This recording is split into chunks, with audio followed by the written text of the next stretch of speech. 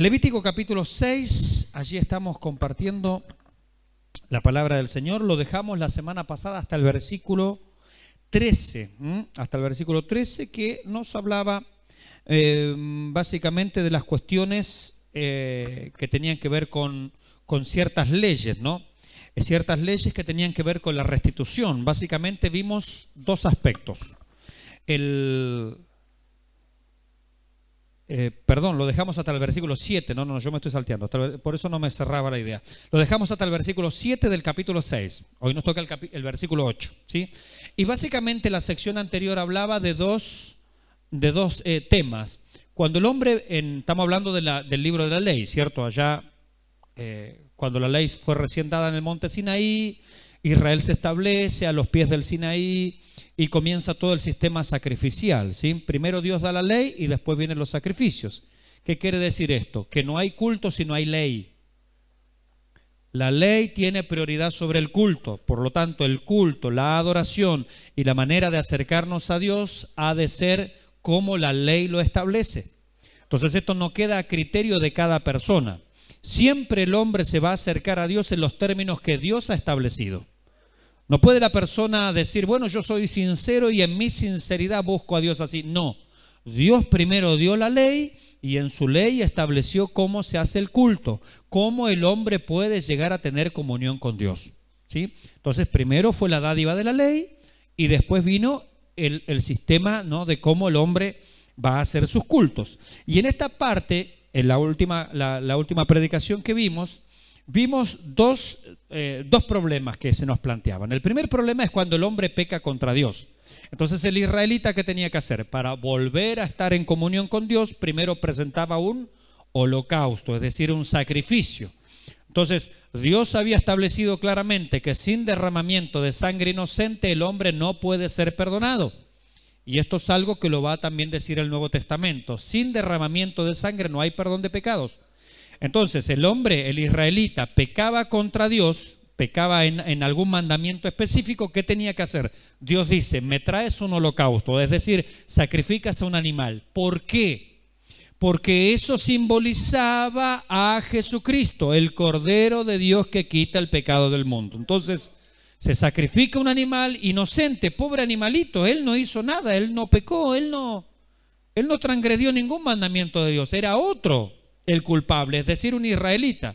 Pero se tomaba una víctima inocente que no tenía nada que ver, se la sacrificaba y mediante el derramamiento de la sangre de ese inocente, la persona era perdonada. Obvio, es un símbolo de la cruz del Calvario, en donde nosotros los culpables, otro inocente, el Cordero de Dios que quita el pecado del mundo, muere por nuestras manos, muere por nuestra culpabilidad, por lo tanto nosotros podemos ser perdonados. Entonces, el Antiguo Testamento se trata de símbolos, de figuras, de ejemplos, ¿sí? De donde nosotros sacamos la lección y la enseñanza espiritual. Entonces Dios dice, una persona, un israelita, ha transgredido un determinado mandamiento, por ejemplo, tenía que diezmar, se comió el diezmo, por ejemplo, tenía que ir a alguna de las fiestas, no fue, por ejemplo, tenía que traer las primicias, no las dio, era un mandamiento específico. Entonces Dios dice, cometiste un error específico, un mandamiento específico de las cosas que pertenecen a Dios.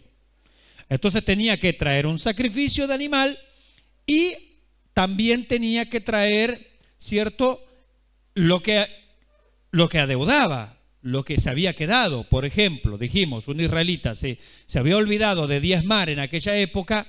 Dios dice, eso es pecado, entonces me traes un animalito para que yo te perdone, pero no te olvides de traerme lo que te quedaste. O sea, devolveme lo que es mío. Ese era el punto. Entonces, ¿queremos el perdón de Dios? Amén, dice Dios, no hay ningún problema. El sacrificio primero, pero a la vez me devolvés lo que te quedaste. Y no solo eso, le añade ¿cuánto? ¿Qué porcentaje? Un 20%, la quinta parte, un 20%.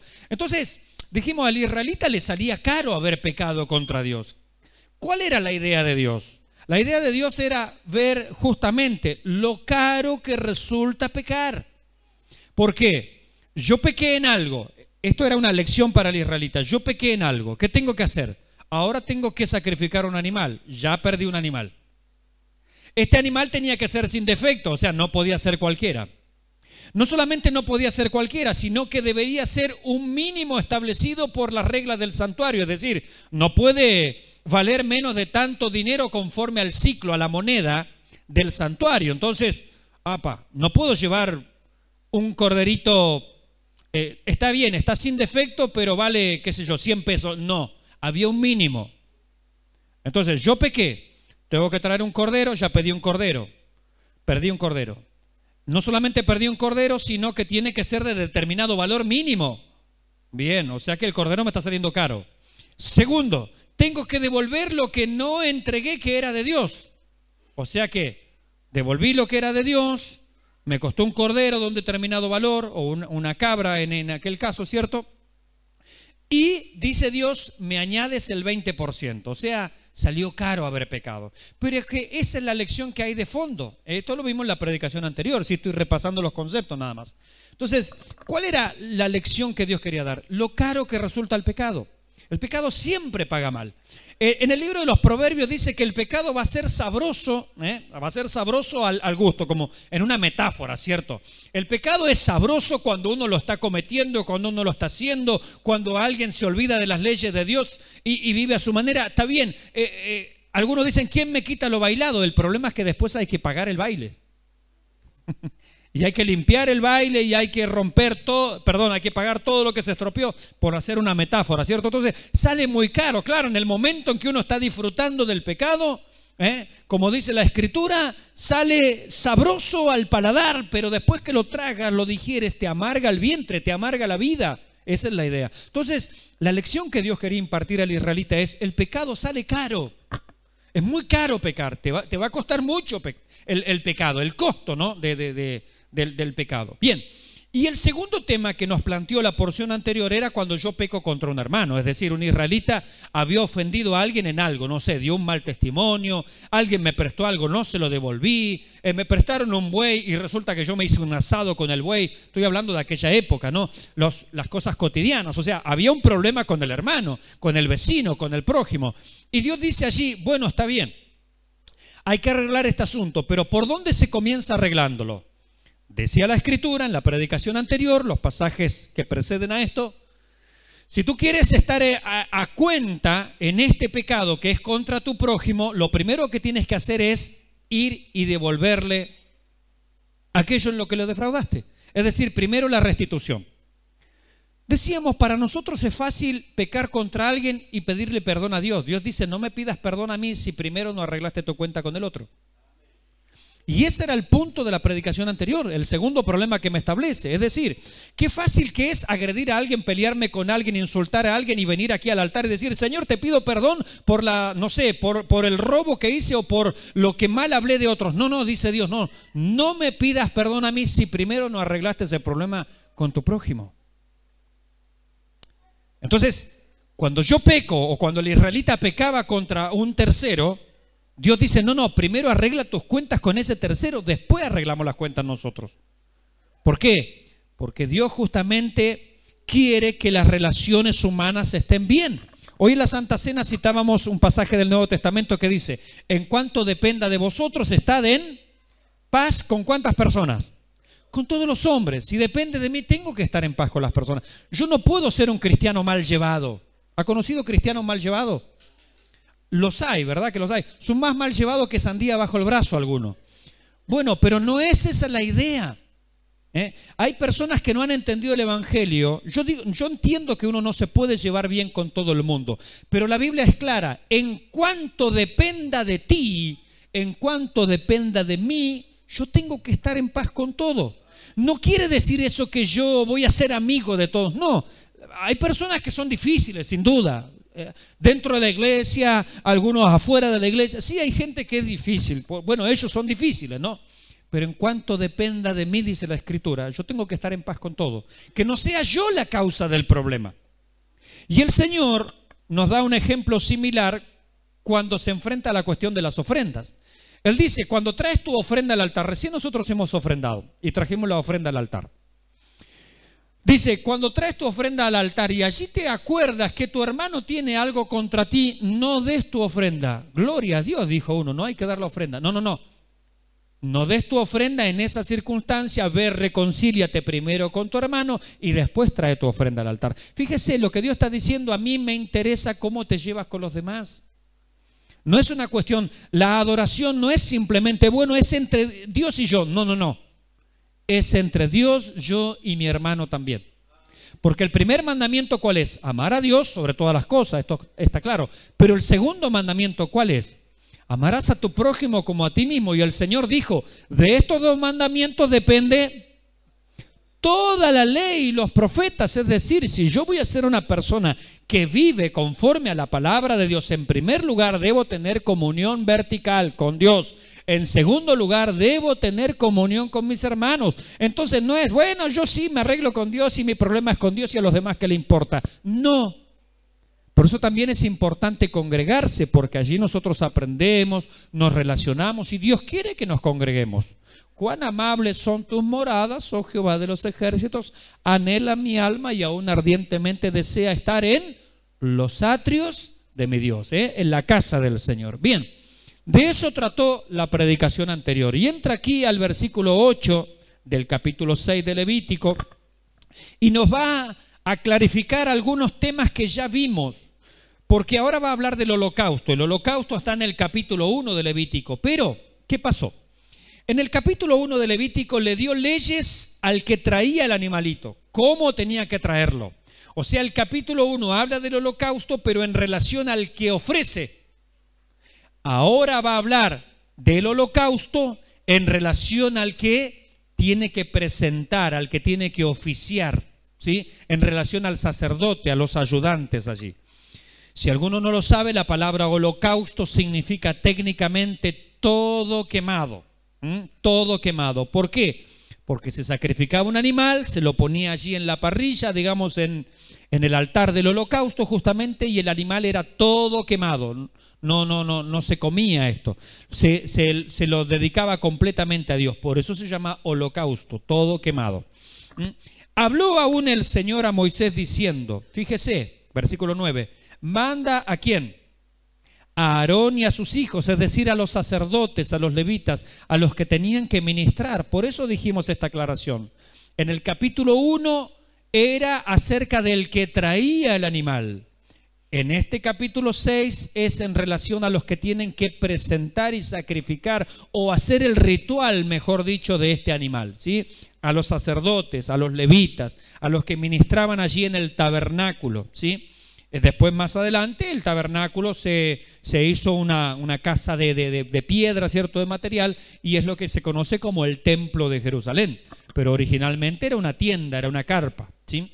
Bien, habló aún el Señor a Moisés diciendo, manda a Aarón, que fue el primer sumo sacerdote, y a sus hijos, es decir, los levitas, los que ministraban allí en el templo, diciendo, esta es la ley del holocausto, de ese sacrificio todo quemado. Es holocausto, porque se quema sobre el altar toda la noche hasta la mañana y el fuego del altar arderá en él. Fíjese, acá es algo que no nos había mostrado al principio. Nos habló del holocausto, cómo tenían que ser los animalitos, cómo había que traerlo, etcétera, etcétera. Pero no nos dijo que el holocausto tenía que arder toda la noche hasta la mañana. Este es un concepto nuevo que está incorporando acá. Entonces le da una instrucción al sacerdote. Mira, cuando tú traes el holocausto no es cuestión de poner un montón de leña que se queme rápido y ya. No, es a fuego lento. Es a fuego pero lento. Tiene que durar toda la noche. Es como un buen asador esto, ¿no? Yo una vez lo vi a un buen asador para Navidad, por ejemplo. Eran las 6 de la tarde y él ya había prendido el fuego. No sé si era las 5 ya había. Claro, lo hacían a fuego lento y lo hacían. Bueno, en este caso una cuestión así, ¿no? Tenía que tardar toda la noche. Tenía que estar el fuego continuamente encendido, que es lo que dice aquí, ¿no? Porque se quema, dice, sobre el altar toda la noche hasta la mañana. El fuego del altar arderá en él. Qué, entre comillas, coincidencia, ¿no? Que el juicio de nuestro Señor duró toda la noche. Y al otro día Él recién es sacrificado. Todo aquel procedimiento, ¿cuándo se hizo? De noche. Porque el Señor es nuestro holocausto. El holocausto representaba, ¿no?, aquel sustituto, aquella víctima inocente que muere por los culpables. Cuando nuestro Señor fue entregado, dice la noche que fue entregado, toda la noche se desarrolló aquel juicio con los judíos, con Pilato, de noche un juicio, ¿no? ¿Qué juicio más mentiroso, ¿no? De noche, justamente. Usted vaya a los tribunales de noche ahora a ver si hay alguien. Sin embargo, el juicio de nuestro Señor se hizo de noche, tanto con los judíos, después con Pilato, después con Herodes, y recién allá cuando ya había amanecido, ahí se prendió, lo digo así entre comillas, el holocausto, porque Él fue a la cruz del Calvario para hacer sacrificio por el pecado. Y dice aquí, justamente, es holocausto porque se quema sobre el altar toda la noche hasta la mañana. Él va a ser examinado, Él va a ser, cierto, quemado a fuego lento, se está desarrollando todo para que este sacrificio dure toda la noche. Dice, el fuego del altar arderá en él. Versículo 10. El sacerdote, mire qué importante esto, se pondrá su vestimenta de lino y vestirá calzoncillos de lino sobre su carne, es decir, sobre su cuerpo. Acuérdense que yo tengo una versión que varía en alguna palabrita por ahí, pero se entiende claramente, ¿no? Leo de nuevo. El sacerdote se pondrá su vestimenta de lino y vestirá calzoncillos de lino sobre su carne. Fíjese que aún la vestimenta para hacer el sacrificio no es, bueno, lo que yo quiero. Bueno, lo que a mí me parece. Bueno, pastor, pero hoy se estila, yo puedo ir al culto de bermudas, puedo ir de alpargatas. No. Cuando yo voy a servir al Señor, tiene que haber una preparación que Dios ha establecido. Nosotros no estamos diciendo que usted tiene que venir vestido acá de lino. Lo que queremos decir es que Dios había establecido en aquel momento aún hasta la vestimenta del sacerdote. En el libro de Apocalipsis, usted sabe, sobre todo en el capítulo 19, ¿qué dice acerca del lino? Y el lino fino es las acciones justas de los santos. Muy bien. Entonces el lino aquí estaba representando la santidad. Yo no puedo, mis hermanos, ministrar al Señor. No puedo servirle al Señor sin participar de su santidad. No se puede estar aquí en el coro con una actitud enojada, gruñona, no me gusta. No puedo participar de la mesa del Señor con una mala actitud. No puedo ofrendar con una mala actitud. No puedo cantar, levantar mis manos al cielo, porque aún la Biblia dice que mis manos al cielo deben ser sin ira ni contienda. Entonces todo, la vestimenta, lo que a mí me cubre, tiene que ser las acciones justas de los santos. Entonces uno no puede servir a Dios como a mí me parece. No, yo no puedo servir a Dios como a mí se me ocurre. Bueno, pero a mí me gusta hacerlo. No es lo que a usted le gusta, no es lo que al pastor le gusta, es lo que la Biblia dice. Fíjese que en este caso Dios era tan meticuloso. ¿Leyó conmigo la ropa interior? ¿De qué era? Dios está hablando de santidad, aún hasta de mí, de lo que me pongo más íntimo en santidad. ¿Qué está hablando de esto? La santidad de Dios toca aún a las partes más íntimas de nuestro ser. Todo nuestro ser tiene que estar en santidad. ¿Qué diría Pablo a los tesalonicenses? Y todo vuestro ser, espíritu, alma y cuerpo, sea guardado como irreprensible, ¿por unos días o hasta cuándo? Hasta la venida de nuestro Señor Jesucristo. Entonces Dios, hermanos, cuando trata con nosotros, trata desde lo más íntimo. No es verdad aquellos que dicen, a Dios le interesa solamente lo de adentro. No solamente lo de adentro, lo de afuera también le interesa a Dios. Por eso tenemos que ser santos. ¿En cuánta manera de vivir? En toda vuestra manera de vivir. Dios le decía aquí a los sacerdotes, mira, te traen el animalito. A ellos ya les dije en qué condiciones, en qué valor, en todo tienen que traerlo. Pero ahora yo te digo a ti cómo tienes que hacerlo. Tú no puedes apurarte y decir, bueno, sí, ya trajeron un animalito, lo quemamos rápido. No, señores, esto es para meditarlo. Es otra de las cuestiones de por qué el sacrificio dura tanto. Esto es para meditarlo. Es costoso, es caro. ¿Sí? Es para pensarlo. Tenía que, desde que se ocultaba el sol hasta que asomaba el sol, tenía que estar el sacerdote allí ministrando sobre el altar. El fuego, vamos a ver luego, no se podía apagar. No podía apurarlo. No podía él vestirse, decir, bueno, hoy voy a ir vestido de jean, dijo él. No. Estoy hablando en términos actuales, ¿cierto? Sino que toda su vestimenta, todo su ser tenía que estar en la condición y en la manera que Dios lo había preestablecido. El sacerdote se pondrá su vestimenta de lino, la que Dios, como nos enseñó la hermana Viviana cuando predicó el Éxodo, en la vestimenta de los sacerdotes. Tenía que vestirse como Dios se lo había dicho. Así tenía que oficiar. Y aún dice, los vestirá calzoncillos de lino sobre su carne, sobre su cuerpo. Y cuando el fuego hubiere consumido el holocausto, es decir, recién a la mañana, apartará él las cenizas sobre el altar y las pondrá junto al altar. A ver, terminó el holocausto. Me voy rapidito, me voy corriendo. No. No hay apuro en la presencia de Dios. ¿Cuántos dicen amén? No hay apuro en la presencia de Dios. Alguno lo utilizará como excusa y se hará larguero, no, ese es el punto. Pero no hay apuro en la presencia de Dios. Estuve, Señor, toda la noche, diría un sacerdote, cuidando este holocausto desde que se ocultó el sol hasta que salió. ¿Ahora me puedo ir? No, Señor. Junte la ceniza, limpia el lugar, que quede impecable. Y vamos a ver algunas condiciones más todavía. Cuando el fuego hubiere consumido el holocausto, apartará él las cenizas de sobre el altar y las pondrá junto al altar. Versículo 11. Después, escuche, se desnudará de sus vestimentas y se pondrá otras vestiduras y sacará las cenizas fuera del campamento al lugar limpio. ¿Se da cuenta? No hay apuro. No hay apuro. Hay que hacer las cosas con calma, meditando, pensando lo que estamos haciendo, cuál es nuestra responsabilidad. Aquel animal, el cual era mi sustituto, ¿a qué se redujo? A cenizas. ¿Qué quedó de mi pecado en la presencia de Dios cuando fui limpiado por la sangre de Cristo? Nada. Fue reducido a cenizas, a la nada.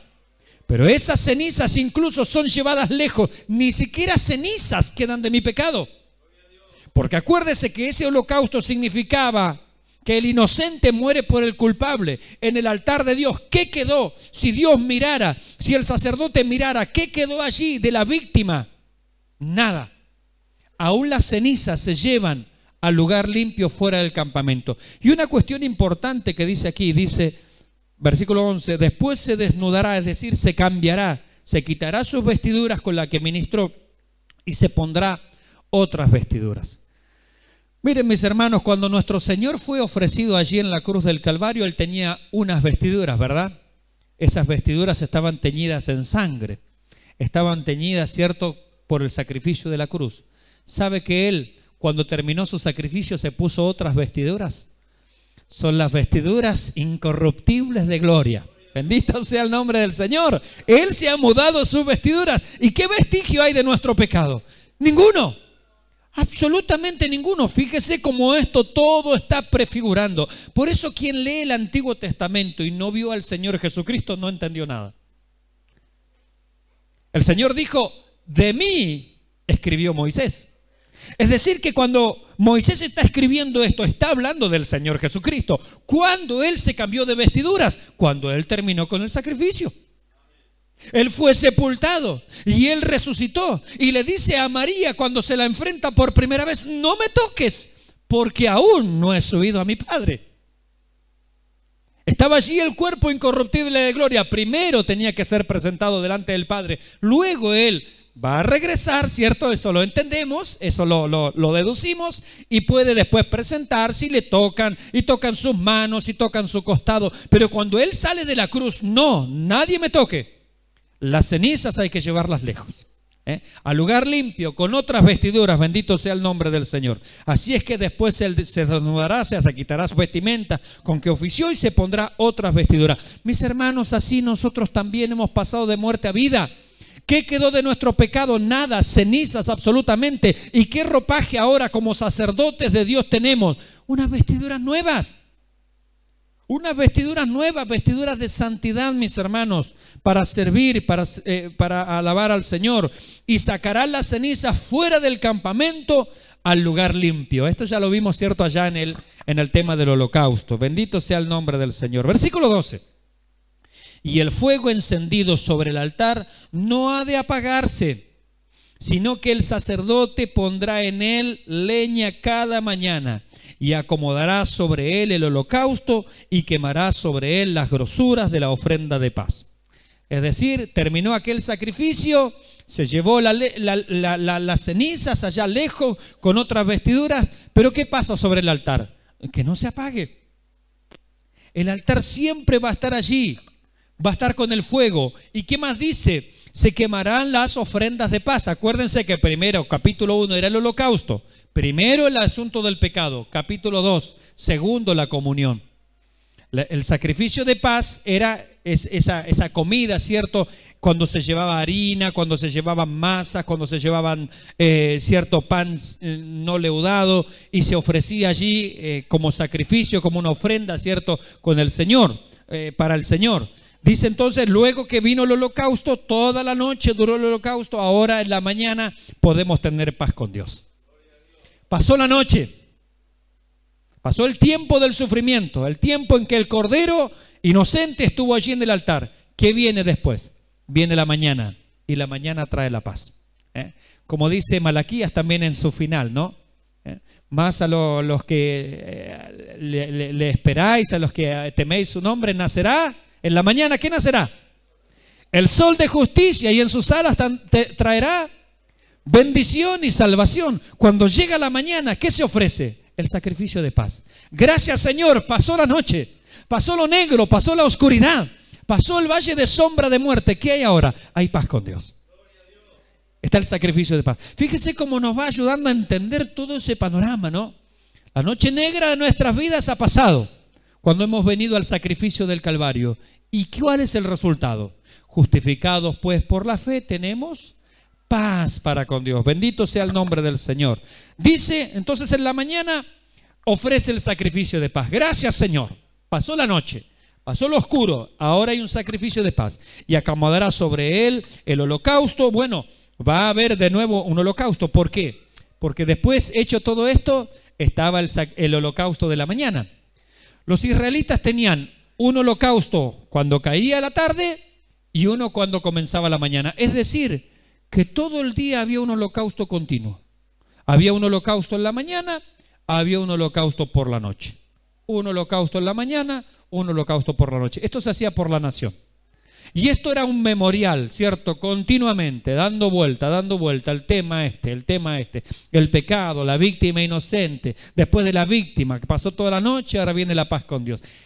Esto se repitió por siglos y siglos. O sea, en la mente del israelita tenía que estar, sí, ya entendí. Sin embargo, no entendieron. Porque se perdieron en el ritual y no le aplicaron fe al ritual. Y esta es una de las cosas que siempre el Señor va a reprochar a Israel. Anoche mi hermana Viviana en su predicación nos recordaba allí el primer libro de Samuel, capítulo 16. Cuando después que el rey Saúl ofrece un holocausto, Samuel lo reprocha y le dice, locamente has hecho. ¿Se complace Jehová acaso en la multitud de los sacrificios? ¿En la multitud de carneros? ¿O no se complace más bien en obedecer a las palabras del Señor? Ciertamente el obedecer es mejor que los sacrificios y el prestar atención que la grosura de los carneros. ¿Se acuerdan? Fíjense que estamos viendo acá, la grosura es la parte de Dios, esa es la parte especial, el holocausto, el sacrificio. A ver, momento, dice Dios, momento. Esto es un símbolo. Tiene que haber fe, porque la salvación es por gracia mediante la fe. Yo me alcanzo, me abrazo, me tomo de la salvación que Dios me da por un acto de fe. Tengo que creer que alguien murió por mí, que el inocente pagó por mis pecados, que Él sufrió la condenación, el fuego del altar, el fuego de la cruz, fue sobre Él para que yo tenga paz con Dios. Es un acto de fe. No me puedo quedar en el ritual. Israel se quedó en el ritual. Israel se quedó en el ritual. El salmista va a decir, daré también ríos y arroyos de aceites y manadas de corderos o de carneros por mi pecado. No, los sacrificios de Dios son el espíritu quebrantado, al corazón contrito y humillado, no despreciarás tú, oh Dios. Entonces lo que Dios está diciendo, mira, si me traes un cordero, por más que sea sin defecto, por más, todo lo que tú quieras, pero vienes con soberbia en el corazón, no es aceptable. Era un acto de fe. Tenía que haber fe en lo que se hacía. Hermanos, lo que hoy estamos haciendo es un acto de fe. Alguien ve al Señor aquí, ¿lo ve usted aquí? Está parado atrás mío, a mi derecha, a mi izquierda. ¿Usted lo ve? Pero lo que estamos haciendo, le estamos sirviendo por la fe, creyendo que Él está y que Él es galardonador de los que le buscan. Y nos sostenemos en esta vida mientras estamos como viendo al invisible. Es un acto de fe, porque sin fe es imposible agradar a Dios. Es necesario que el que se acerca a Dios crea que Dios está, crea que Dios existe, Él está ahí, Él está presente y que Él premia a los que le buscan. El primer ser humano que se salvó en esta tierra, hermanos, se salvó por la fe. Y el último que se salve se va a salvar por la fe. Lo otro eran símbolos de lo que Jesucristo iba a hacer en el Calvario. Bendito sea el Señor. Acomodará sobre él el holocausto y quemará sobre él las grosuras de la ofrenda de paz. Es decir, el intestino, el hígado, los riñones, todo eso. Versículo 13. El fuego arderá continuamente sobre el altar, no se apagará. Lamentablemente estos algunos lo han aplicado al Espíritu Santo, pero no tiene que ver con el Espíritu Santo esto. Esto tiene que ver con la obra de Cristo, con la obra del Calvario. El fuego arderá continuamente sobre el altar, no se apagará. No está hablando del fuego del Espíritu Santo. Está hablando de que el sacrificio está permanente, no se apaga. El sacrificio es continuo, mis hermanos. Hoy usted puede venir a los pies del Señor en cualquier momento. ¿Sabe por qué? Porque esa cruz es suficiente para salvarle, aunque sea de noche, aunque sea de día, aunque sea la tarde, aunque sea el ocaso de su vida. El fuego está allí ardiendo. Es decir, la cruz del Calvario está todavía dispuesta para perdonar nuestros pecados, hermanos. La cruz no ha sido derribada. Allí está todavía. Allí está. Está en pie, mis hermanos. Como en alguna ocasión hemos dicho, aquella sangre aún no ha coagulado, aún está fresca para limpiar al más vil pecador. Eso es lo que significa esta frase: el fuego arderá continuamente sobre el altar. Es decir, la cruz es perenne, está siempre, continúa, está vigente, mis hermanos. Desde el primero hasta el último, todos se han salvado mediante el sacrificio de la cruz. Allí está ardiendo en el altar de Dios, en el altar del sacrificio. Por eso decimos, este versículo no está representando al Espíritu Santo, está representando a la cruz del Calvario. De eso nos viene hablando aquí. Versículo 14. Nos va a hablar ahora entonces de las ofrendas del grano, de la ofrenda de paz. Estos versículos nos hablaron del holocausto, cómo el sacerdote iba a administrar aquello. Versículo 14, las ofrendas de grano, la ofrenda de paz. Y esta es la ley de la ofrenda de grano: lo ofrecerán los hijos de Aarón delante del Señor, delante del altar. Otra vez, Dios ha establecido quién lo ofrece. A veces hay personas que dicen: ¿y por qué él tiene que estar al frente? Mire, porque Dios así lo llama. El pastorado, por ejemplo, es un llamamiento divino. Alguien dijo sabiamente: el seminario no hace pastores, pero los pastores hacen seminarios. ¿Amén? ¿Verdad que sí? Claro, alguien puede pensar: bueno, para ser pastor tengo que ir al seminario. El seminario no hace pastores, Dios hace pastores. Él los llama. Son personas llamadas por Dios. ¿Por qué? Solamente lo sabe Él. Mire, yo estoy de acuerdo con usted. A veces Dios se equivoca. Bien. Bueno, pero es un llamado divino. Algunos se podría haber quejado en aquel tiempo: ¿y por qué tiene que ser Aarón? Porque Dios así lo quiso. ¿Y por qué no fue otro? Esto ya se lo reprocharon a Moisés, ¿se acuerdan? Fueron allí Coré, su séquito, Datán, Abiram. ¿Por qué tiene que, se piensan ustedes que se abrió la tierra y se los tragó vivos? ¿Se acuerdan? Allí en el Éxodo, mi hermana Viviana predicó esto, ¿no? Se abrió la tierra y se los tragó vivos. Hermanos, el llamamiento de Dios es un llamamiento de Dios, y el que esté en desacuerdo vaya a reclamarle al Señor. Pero tenga cuidado que la tierra no se le abra bajo sus pies. ¿Sí? Usted, por las dudas, fíjese dónde pisa. Claro, porque el llamado de Dios es llamado de Dios, hermano. Es así de sencillo. Esto no es porque uno quiera, es porque Dios llama. Dios le dijo a Jeremías, antes que nacieses, te conocí, te llamé y te di por profeta a las naciones. Por tanto, lo que yo te diga, eso hablarás. Punto. Se terminó la boca. No, yo no quiero ser más profeta. Fuiste más fuerte que yo. No quiero hablar más en tu nombre, pero pudiste más que mí.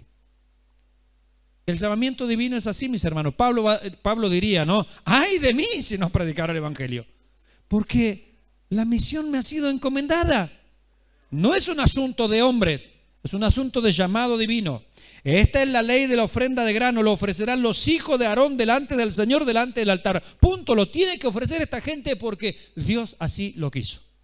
Y no hay otra explicación, no hay otra manera de explicarlo. Versículo 15, tomará de él, es decir, la ofrenda de grano, acuérdese que era harina bien machacada, eso se llama flor de harina, harina hecha bien talco, ¿no? Y tomará de él un puñado de la flor de harina, de la ofrenda de este grano, de esta oblación, y de su aceite, acuérdese que el aceite tipificaba el Espíritu Santo, ahora sí, y todo el incienso que hablaba justamente acerca de las oraciones, nuestro Señor fue oído a causa de su temor reverente, que está sobre la ofrenda del grano, y lo hará arder sobre el altar. Tomaban un puñado nada más, no lo tomaban todo de esa ofrenda, tomaban un puñado y lo hará arder sobre el altar, por memorial. ¿Dice allí su Biblia memorial? ¿Para memoria, como dice? Por memorial. Hoy cuando estuvimos en la Santa Cena, ¿qué palabra utilizamos? Esto es un memorial. ¿Qué quiere decir esto? Que es para recordar. Esto es en memoria. Lo que ellos estaban haciendo era un memorial. Es decir, ellos estaban mirando a futuro, a aquel que va a ser el trigo por excelencia, Jesucristo, molido hasta ser talco, sin levadura, bañado, rociado con aceite, símbolo del Espíritu Santo, y cuyas oraciones, cuyo incienso alcanzaron por su temor reverente, fue oído, dice. Ellos estaban haciendo un memorial. Viene uno, es lo que tenían que entender. Viene uno. Y nosotros hoy, cuando participamos de la Santa Cena, hacemos el mismo memorial y decimos, ya vino ese uno. Ya vino el pan vivo que descendió del cielo. Él fue señalado entre 10.000. Como dice el Salmo 45, sobre ti se ha derramado la gracia. Eres el más hermoso de los hijos de los hombres. Él ya vino, es un memorial. Por eso cuando estábamos en la Santa Cena hoy decíamos que hay tres miradas. La mirada al pasado, al que ya vino. Aquellos estaban haciendo una mirada al futuro, al que iba a venir. Nosotros hacemos una mirada al pasado, al que ya vino. Aquel que iba a tener una humanidad perfecta. Aquel que iba a ser lleno del Espíritu Santo, aquel cuyas oraciones iban a tener 100% de efectividad. Gloria al Señor. Él en Juan 17, ora, Padre, que ellos sean uno, como tú, oh Padre, en mí y yo en ti, que sean uno, perfectos en unidad. La Biblia dice que Él fue oído a causa de su temor reverente. Por lo tanto, la iglesia, ¿cuántas es la iglesia? ¿Una o varias? Una. La iglesia es una. No debemos luchar por conseguir la unidad de la iglesia. Ya hay alguien que oró y fue oído por su temor reverente y la iglesia es una. No la dividamos, ese es otro tema. Pero la iglesia siempre ha sido una. Entonces no luchamos por lograr la unidad, luchamos por no romperla. Porque Él en su cuerpo logró que la iglesia sea una, matando en ella las enemistades y haciendo de los dos un solo y nuevo hombre. Gloria al nombre del Señor. Así que la iglesia es una. Usted puede mirar a su hermano que tiene al lado ahora. Un momento, mírelo. Y bueno, es como es, ¿vio? Pero ese es su hermano. Es su hermano en Cristo. Y somos uno en el Señor. Como dice una vieja canción, ¿no, Pastor Daniel? Somos uno en el Señor, en el vínculo del amor. Y al unir nuestro espíritu al Espíritu de Dios, somos uno en el Señor. El martes lo voy a cantar y me van a mirar feo. Porque los martes siempre me acuerdo de canciones viejas y después me miran feo, me critican. Bueno, está bien, Señor. Voy a pedir fuego del cielo como Elías que los queme, Señor. Bien, bien, me acuerdo a veces de canciones así, bueno, Señor. Es un memorial, Es para hacer memoria, es para recordar, mis hermanos. Él es el pan vivo que descendió del cielo, ¿no? Yo soy el pan vivo, yo soy el pan verdadero. Vuestros padres comieron pan en el desierto y se quedaron con hambre. El que come este pan no tendrá hambre jamás, ¿eh? Es un pan espiritual, ¿eh? Y dice, en olor grato al Señor. Claro, por supuesto. El Padre miró al Hijo cuando se estaba bautizando y sube del agua, y como alguien dijo poéticamente, el Padre se asomó al balcón del cielo y dijo, ese es mi Hijo. Aroma grato. La vida de Jesucristo fue un aroma grato para nuestro Padre Celestial. Cuando Pedro se pone a hablar en la transfiguración, una voz del cielo le dice, este es mi Hijo amado, a él oíd. Así que Pedro, en boca cerrada no entras mosca, ¿eh? A él hay que oír, claro, él sabe lo que dice y dice lo que sabe. Bendito sea el nombre del Señor. Él es por excelencia aroma grato. Nuestras vidas también tienen que ser aroma grato para el Señor. Esto también lo dice Pablo, ¿no? Aroma de vida para vida. Gloria al nombre del Señor. Y el sobrante de ella lo comerán. Bueno, usted ya lo sabe, ya lo vimos allá en el capítulo 2. Lo que restaba de esa comida o de esos panes sin levadura que se ofrecían, lo comían Aarón y sus hijos, ¿no? Otra vez, el símbolo de que hay que participar del Señor. Sin levadura se comerá, ¿en dónde? El lugar santo, por supuesto. No se lo podían llevar por otro lado. En el atrio del tabernáculo de la congregación lo comerán allí, ¿no? No se cocerá con no se cocerá con levadura, sí, la he dado a ellos por su porción de mis ofrendas encendidas. Es cosa santísima, como la expiación por el pecado y como la expiación por la culpa. Había que comerlo allí, ¿en dónde? En medio de los atrios del Señor, allí, el lugar santo, porque estas cosas son santas.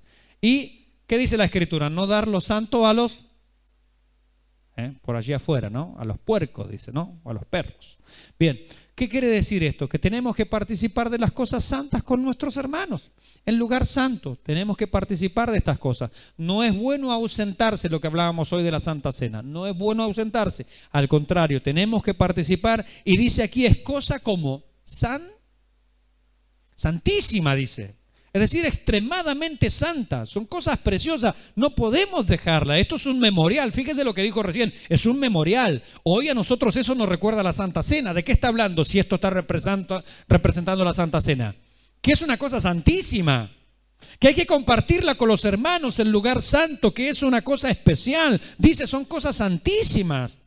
No se la puede menospreciar, mis hermanos, por ninguna razón. Ni ausentarse, ni faltar o no tomarle el valor que tiene. Porque esto tiene muchísimo valor. Dios dice, son santísimas estas cosas. Ya estamos terminando. Versículo 18, vamos a compartir hasta este versículo nada más. Todos los varones de los hijos de Aarón comerán de ella. Todos los que eran sacerdotes en aquel tiempo. Fíjese que acá esto excluía al resto de Israel.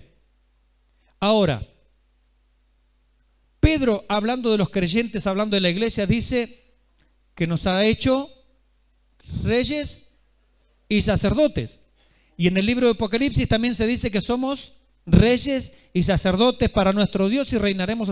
Es decir, hoy todos los creyentes somos justamente un reino de sacerdotes. Si en aquel tiempo algunos no podían comer aún de la nación de Israel, en este tiempo todos sus hijos pueden participar de estas cosas. Por lo tanto, no hay niveles de unción. Te vendo la unción, hermano Edgardo. Te vendo Hoy venden la unción. ¿Cómo pueden vender la unción? Son locos. Primero, que la unción no es de ellos. La unción es el Espíritu Santo sobre la vida del creyente. Es como que yo te dijera, te vendo el Espíritu Santo, Edgardo. Estás loco. Estás diciendo una blasfemia. Estás diciendo un sacrilegio. Estás diciendo una animalada. No se puede vender.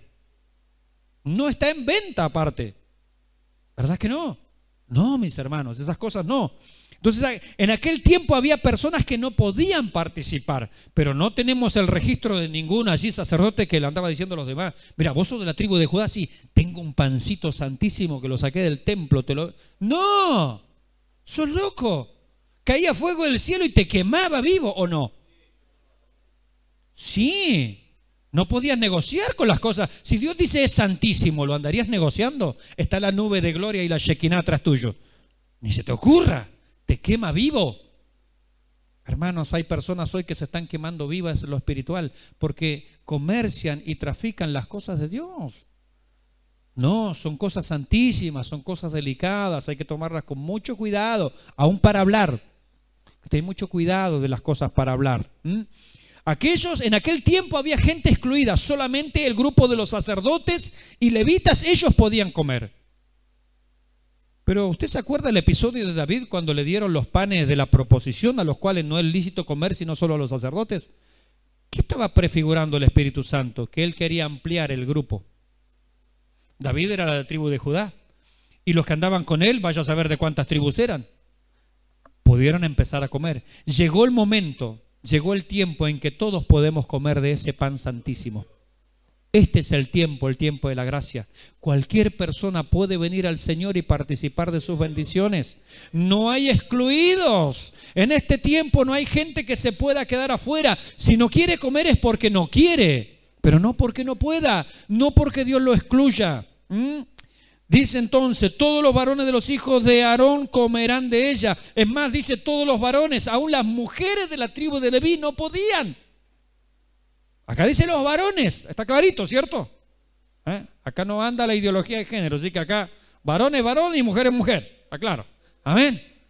Gloria al Señor. Amén. Vamos todavía. ¿Cuántos varones dicen amén? No, pero dígalo con voz de... ¿Cuántos varones dicen amén? Eso, así con voz grave y aguda. Bien fuerte. Grave y aguda no. Con voz grave nomás. Grave y aguda no, por favor. Amén. Bien, claro. Fíjese que en aquella época aún las mujeres de la tribu de Leví no podían, acá dice varones. Había muchos excluidos de participar de las cosas santísimas. Hoy en día esas puertas están abiertas. El Señor dijo, yo soy la puerta. Bendito sea el nombre del Señor. Y dice por último, estatuto perpetuo será para vuestras generaciones tocante a las ofrendas encendidas del Señor. Toda cosa que tocare en ellas será santificada. Claro, porque en esa comunión, en ese ambiente de comunión, ¿cierto? En las cosas del Señor, participamos justamente nosotros de su santidad. Vamos participando de estas cosas preciosas. Así es que bueno, gracias al Señor por esta palabra. En la próxima seguiremos desde el versículo 19 hasta el final. Son 10 versículos más y terminamos el capítulo 6. Hermanos, le damos gracias al Señor por su palabra.